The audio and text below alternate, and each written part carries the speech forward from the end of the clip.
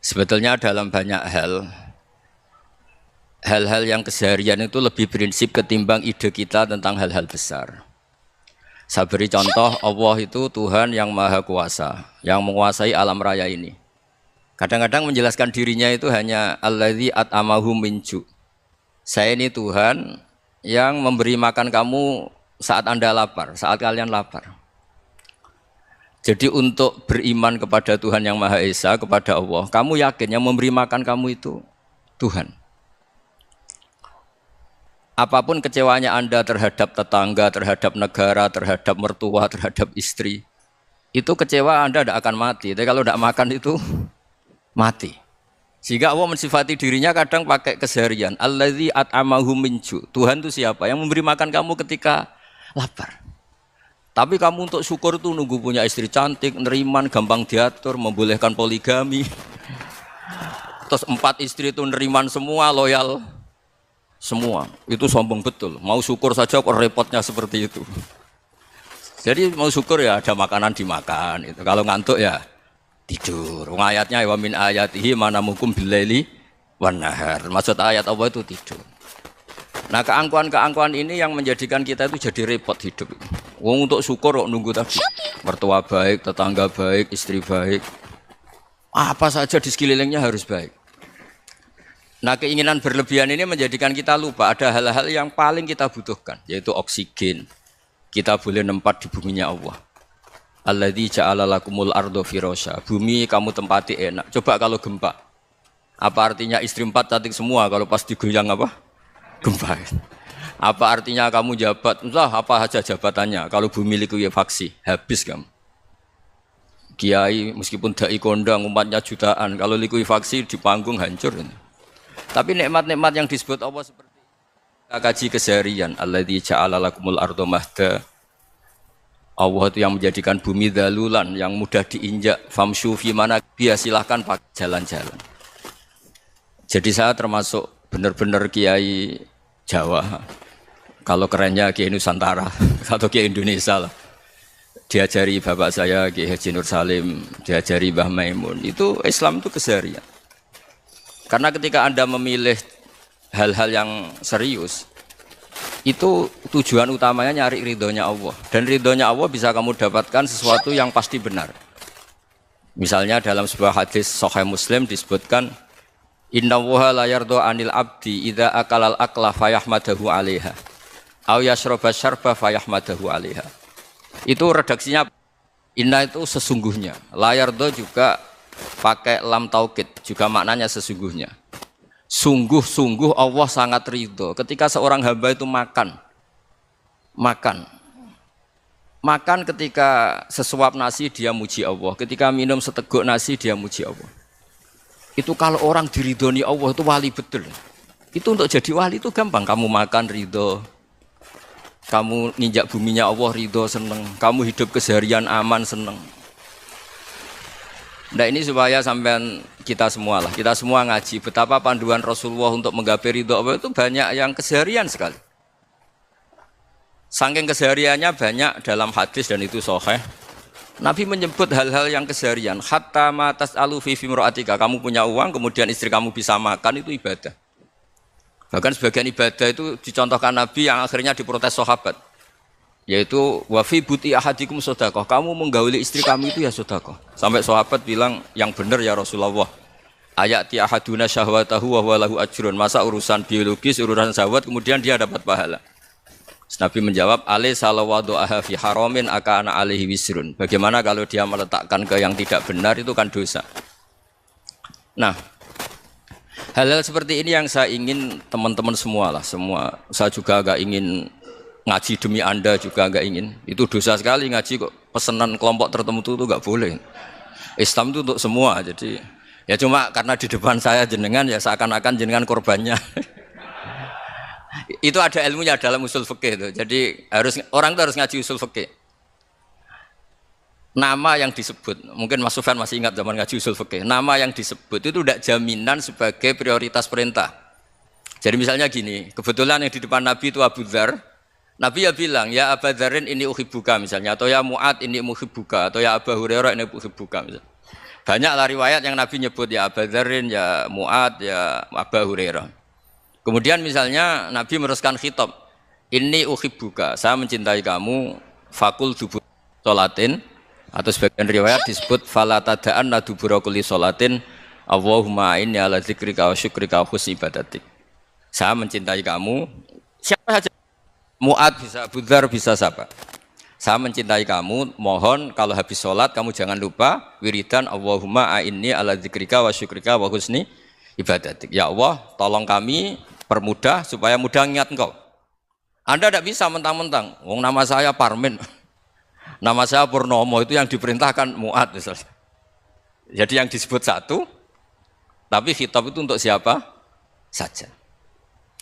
Saya teruskan ya. Jadi saya mohon semua kita melakukan kebaikan itu, kalau dalam kaidah fikih disebut al-yakin la yuzalu bisyak. Banyak kebaikan yang kebenarannya itu 100%. Tidak punya efek samping ke pihak lain, ke kelompok lain, ke komunitas lain. Yaitu tadi misalnya Anda makan, dan itu murah sekali, hanya butuh satu piring. Setiap kunyahan kamu muji Allah, setiap minum kamu muji Allah. Itu redaksinya Rasulullah SAW disebut Allah sangat ridho ketika seorang hamba makan, kemudian dia memuji Allah, atau minum kemudian dia memuji Allah. Logikanya gampang, negara seperti ini yang kamu harapkan bentuknya kayak apa, mertua, ipar, komunitas, tetangga, itu nyata terjadi itu kan belum pasti. Sementara yang mesti terjadi adalah kamu butuh makan, kalau tidak mati. Butuh minum, kalau tidak mati. Butuh bumi yang nyaman ditempati, kalau tidak kita juga mati. Sebab itu Allah kalau menyebut nikmatnya itu hal-hal yang keseharian.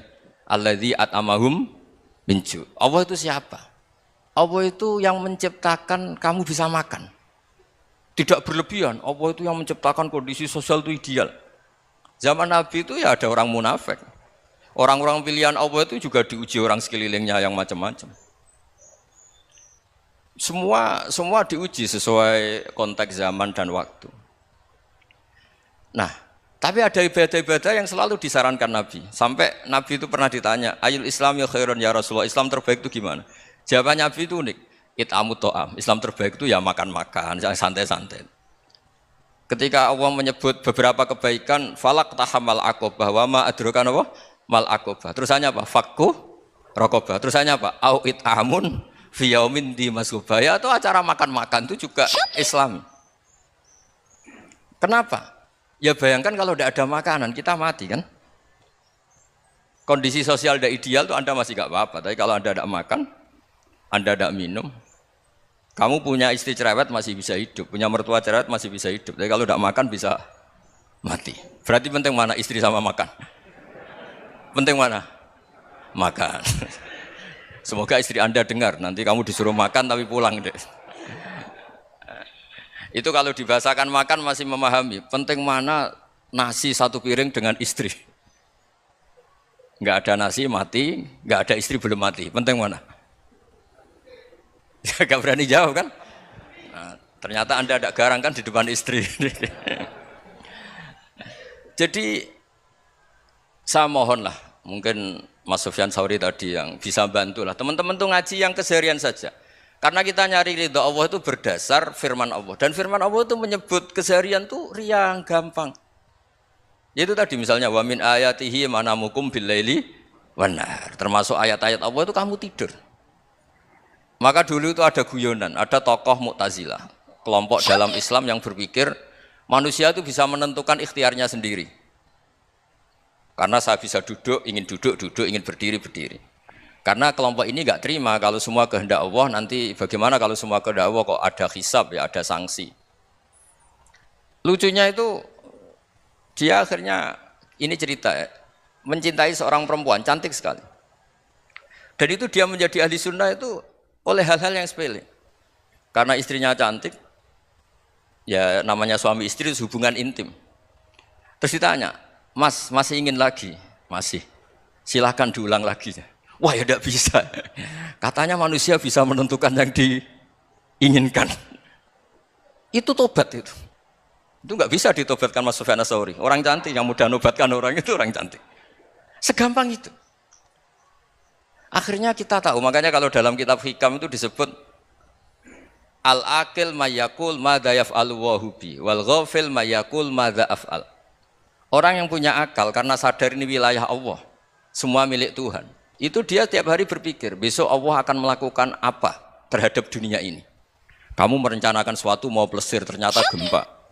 Mau wisata ke Rusia ternyata perang. Kamu tidak pernah tahu apa yang akan terjadi besok. Wa ma tadri nafsum madza taksibu ghadan. Tapi anda semua kita ini sering punya jadwal permanen. Makanya saya kalau diundang siapa saja, sana takdir. Yang jelas Gus ini acara penting. Ya masih acara penting nak pangeran ngersakno piye? Kok ape dadi pangeran? Kamu kok mau jadi Tuhan? Itu kadang ya kiai gitu. Penting Gus acara ini jenengan harus memastikan bisa. Loh kamu itu yang ngajarin tauhid, sesuatu itu biadillah kok bilang-bilang apa pasti. Kalau maksa terus tak tobatkan loh kamu kata saya itu. Ya kalau gitu Gus bilang insya Allah. Wah itu hati saya, fisik saya, roh saya sudah bilang insya Allah. Tidak usah kamu latih kata saya. Nah hal-hal tauhid keseharian itu gampang sebetulnya. Wal ghafil yaqulu madza af'al. Tapi orang yang lupa Allah dia setiap hari bilang besok apa? Kita bisa melakukan apa? Seakan-akan dia itu aktor, dia penting, dia subjek permanen, dia. Padahal kita ini hanya objek kehendak Allah Subhanahu wa taala. Karena kita yakin sesuatu yang terjadi di alam raya ini kita tidak bisa apa-apa. Makanya saya sering ngaji, sering bilang saya. Ketika Anda mensifati Allah, dia yang menghidupkan. Sudah itu tanamkan, sehingga ketika kita mati, santai saja. Kenapa santai? Allah punya cara menghidupkan kita. Zaman kita hidup juga gak tahu caranya ngelola jantung, ngelola paru-paru. Kamu juga gak tahu ngelola oksigen yang tidak beracun, tidak mengandung polusi. Tahu-tahu hidup. Gak ingin tua ya tahu-tahu tua, gak ingin mati tahu-tahu mati. Selama ini kita hidup juga gak tahu apa sebetulnya. Hanya gaya tok, punya jadwal, punya planning. Kalau kamu bisa menentukan pilihan Anda, pasti Anda istrinya cantik, 4 neriman semua, qanaah semua. Nyatanya enggak kan? Ada 1 jelek, cerewet. Wah itu kan, nyatanya enggak bisa apa-apa Anda kan? Dan kamu bawa mati lagi. Nah, itu kan, istri Anda juga gitu, punya keinginan, punya suami yang ganteng, yang jabat, yang neriman, yang enggak poligami. Ya enggak kesampaian juga. Kalau kita ngitung tingkat kegagalan kita itu gagal terus. Ya kan? Nah, terus ingat Allah, madza yaf'alu wa hubi. Orang yang punya akal selalu berpikir Allah itu menghendaki apa terhadap saya. Lalu sama-sama orang itu. Ngelihat orang yang serius, itu kata Anda itu pemikir berat, serius. Senang punya tokoh yang merengut karena kamu anggap serius. Tapi sebagian orang anggap orang yang serius itu wong merengut, wong masam, wong muka kok ditekuk. Jadi sama itu hati ya muqallibal qulub tsabbit qalbi ala dini, karena kita enggak tahu cara berpikir kita tentang orang lain, tentang sekeliling kita. Misalnya kita orang baik yang jenis ngrumat fakir miskin. Ada orang bangun masjid mewah itu janggal. Apa artinya masjid mewah kalau banyak orang kelaparan? Tapi kalau yang jenis pendidikan apa artinya masjid mewah kalau enggak bisa ngaji? Nanti yang jenis infrastruktur apa artinya ini kalau semuanya punya sudut pandang yang berbeda-beda. Dan Islam mengapresiasi semua kebaikan. Tapi katakan semua kebaikan itu adalah kehendak Allah Subhanahu wa taala. Karena apapun baik Anda itu pakai fasilitas yang diberikan oleh Allah Subhanahu wa taala. Sehingga ini yang disebut qulillah tsumadarhum fi khawdihim yal'abun. Ya kembali tadi ke tema-tema bahwa keseharian Anda ini sudah Islami. Saat Anda tidak bisa melakukan apa saja. Saya sering ada jenazah, biasanya kalau tetangga meninggal saya sering disuruh ngelepas. Saya bilang orang ini baik karena sering ngelamun di rumah, sering nganggur di rumah. Ditanya sama anaknya, kenapa Gus nganggur baik? Ya kalau dia nganggur artinya juga enggak berbuat sesuatu yang maksiat kan? Ya kan? Orang nganggur di rumahnya ya enggak bunuh orang, enggak maling, enggak korupsi, ya namanya nganggur di rumah. Lah cuma istri cara pandang nganggur enggak menghasilkan uang gitu. Tapi juga enggak menghasilkan kriminal kan? Jadi sebenarnya Islam itu makanya kalau sampai ngaji usul fikih itu ada kitab usul fikih namanya Lubul Usul, itu terkenal sekali di pesantren itu. Itu kalau ngapresiasi keseharian itu luar biasa. Izma min mubahin illa wa yatahaqqaqu bihi tarku haramimma. Karena keseharian yang mubah saat Anda lakukan itu ada kehebatan yang luar biasa, yaitu meninggalkan haram. Makanya dulu banyak orang-orang alim ketemu temannya itu guyon sampai semalaman. Itu biasanya yang semangat Islam itu kiai kok ndak tahajud, kiai kok ndak witir. Orang yang sedang mapan uangnya banyak, malam itu tidak kelayaban itu sudah luar biasa. Melawan nafsu supaya tidak maksiat itu sudah luar biasa. Supaya lupa guyon sama temannya semalaman sampai subuh. Gejolak-gejolokan ngenang zaman miskin, zaman kuliah nggak jelas, zaman apa. Melihatnya jangan tarkut tahajud. Seperti ini meninggalkan tahajud, tapi meninggalnya ini talkul muharramat. Jadi kayak apa hebatnya? Sehingga Imam Ghazali punya riwayat yang agak unik. Hatta takuna ibadatu akhiri hadil ummah iku an-naum. Sehingga suatu saat ibadah terbaik umat ini itu tidur. Itu kan riwayat kontroversi. Ketika Imam Ghazali ditanya, kenapa iya? Kenapa kamu mulai keluar dari rumah itu sudah banyak maksiat? Melihat perempuan yang enggak mahram, melihat fenomena. Tapi kalau kamu tidur itu enggak melihat apa-apa. Tapi juga kamu jangan menganggap tidur itu ibadah betul. Saatnya melakukan fardu ain malah masih tidur. Tapi itu sudut pandang yang menjadikan kita Islam itu gampang. Jadi saat Anda tidak bisa aktivitas apa-apa, misalnya ada beberapa orang yang lumpuh. Lumpuh itu memang nggak bisa Jumatan, nggak bisa ibadah, tapi dia juga nggak bisa maksiat. Tidur itu memang Anda saat itu tidak bisa tahajud, tidak bisa witir, tapi saat itu ada zina, ada maling, tidak gosipkan orang, tidak bully orang, tidak menanamkan kebencian, tidak hasud. Sehingga tidur menurut Allah Ta'ala wa min ayatihi manamukum billaili apa? Wan-nahar. Karena di tidur itu selain ada unsur istirahat, jaga kestamina, juga ada unsur meninggalkan beberapa keburukan. Nah saya mohon ibadah yang keseharian ini kita jaga. Supaya kita semua baca ayat itu fasih. Fasih itu tertanam di hati. Allah itu siapa? Alladzi at'amahum min ju'i wa amanahum min khauf. Dan Allah kalau cerita di Quran itu anna sababnal ma'a sabba tsumma syaqqaqnal ardha wa syaqqa fa ambatna fiha habba wa inaba wa qadba wa zaituna wa nakhla wa hada'iqa hulba. Kamu tahu saya ini siapa kata Allah? Saya ini adalah Tuhan yang menurunkan air, kemudian ada tanaman banyak. Habba wa inaba wa qadba, ada zaitun, ada tin, kalau orang Jawa mungkin ada tela, ada padi, ada mangga, ada pisang. Sudah. Wa inaba wa zaituna wa nakhla wa hada'iqa hulba, ada perkebunan yang lebat. Tujuannya apa? Mata Allahkum, silahkan kamu pakai, kamu nikmati. Tapi karena kadang kita ini punya ide-ide besar. Tadi untuk syukur saja nunggu punya istri riman, rumah baik, tetangga baik, komunitas baik, semuanya baik baru syukur. Lama-lama nanti ada di surga, syukurnya nunggu surga paling kelas A. Itu sudah ada yang menghuni Rasulullah, kamu nggak boleh di situ. Masa untuk syukur saja? Repotnya Masya Allah. Jadi mohonlah Quran yang kalau Anda hafalkan juz sama itu kan ada ayat-ayat yang kayak tadi. Ya, fal yang dzuril insanu ila ta'ami. Coba lihat apa yang kamu makan ya? Dari mana? Dan untuk mempertahankan hidup kamu keseharian. Jadi jangan kira ibadah itu harus membentuk komunitas yang versi Anda. Ibadah itu harus yang hal yang mulu-mulu. Kesehariannya Anda alami. Loh ini saya tidak bikin-bikin. Saya ngaji bukan karena berdasar pesanan. Itu ayat yang saya bacakan betul ada ayatnya kan. Fal yang dzuril insanu ila ta'ami. Anna sababnal ma'a sabba tsumma syaqqaqnal ardha syaqqa fa ambasna fiha habba wa inaba wa qadba wa zaituna wa nakhla wa hada'iqa ghulba. Terusannya apa? Mata'al lakum, silakan kamu nikmati. Mata itu silakan kamu nikmati. Ya kayak sampean dikasih hidangan ya makan. Ya sudah makan. Habis makan ya minum. Habis itu ngantuk ya tidur. Ya sudah normal-normal saja. Kayak apa indahnya Islam. Tapi Anda mencari Islam yang gimana lagi? Nah itu yang diajarkan guru-guru kita, diajarkan sanad kita sampai Wali Songo, sampai Rasulullah SAW. Bahwa pada akhirnya ada jihad, ada perang. Itu dulu memang perang, bukan membunuh. Beda. Dulu kita dijajah Belanda ya perang, dan itu normal karena kita dijajah. Jadi ketika orang lain ingin baik sama kita, wa in ahadum minal musyrikin astajaroka ya fa'jirhu hatta yasma'a kalam Allah. Kalau mereka ingin baik ya kita baik. Makanya ada istilah mustakman, mu'ahad. Kalau mereka ingin damai, berdampingan dengan kemajmukan ya itu yang lebih baik. Karena memang Islam menghormati proses perdamaian. Wa in janahu lis-salmi ya fajnah lah. Kalau ingin damai ya kita harus damai. Jadi andai kan dulu Belanda datang ke Indonesia kok minta besanan gitu. Ya mungkin kita juga seneng karena memperbaiki hidung kan kalau kita besanan gitu. Nah tapi wong jajah dulu itu kan masalah kan? Apa? Masalah kan? Jadi saya mohon jadi Makanya saya tadi minta sama Bapak Kadensus kemarin juga pernah main ke saya.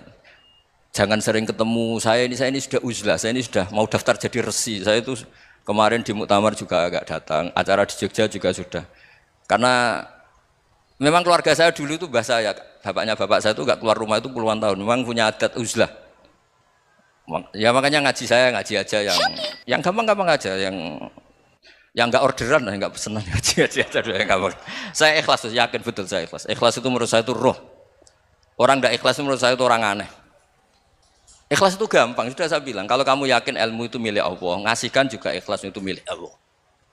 Apa sih yang kamu punyai sehingga kamu tidak ikhlas? Uang milik Allah, energi kita milik Allah, bumi milik Allah. Kemudian kamu merasa memiliki. Merasa memiliki itu kalau dalam ilmu tasawuf sudah kesalahan kan. Bagaimana Anda punya? Coba tahu-tahu tanah itu kok milik Anda. Karena saya beli, saya beli dari orang, dari Zaid. Padahal yang asli punya itu Allah. Apa benar kamu pernah beli sama Allah? Zaid ini pemilik nisbi, pemilik yang enggak sebenarnya kan. Ya enggak? Yang benar-benar pemilik itu Allah. Kok kamu ngerasa itu bumi kamu itu atas nama apa? Coba. Milik kan harus beli atau dikasih. Tidak semua kan? Nah, makanya terus famshu fi manakibiha, dan Allah menyebutnya, sudah saya ini yang menciptakan bumi. Waladzi ja'ala lakumul arda dalulan. Dan Allah menyebutnya sederhana, famshu fi manakibiha, silakan jalan-jalan. Terusannya apa? Wa kulu mirizki, silakan makan-makan. Jadi Islam itu ya, makanya kiai-kiai itu ada acara makan, sampai ada guyonan fikuli makanin makan di setiap tempat ya makan. Nggih ngoten nggih, pokoke sing gampang-gampang mawon nggih. Nggih Mas Sufyan nggih sing gampang-gampang mawon nggih. Assalamualaikum warahmatullahi wabarakatuh.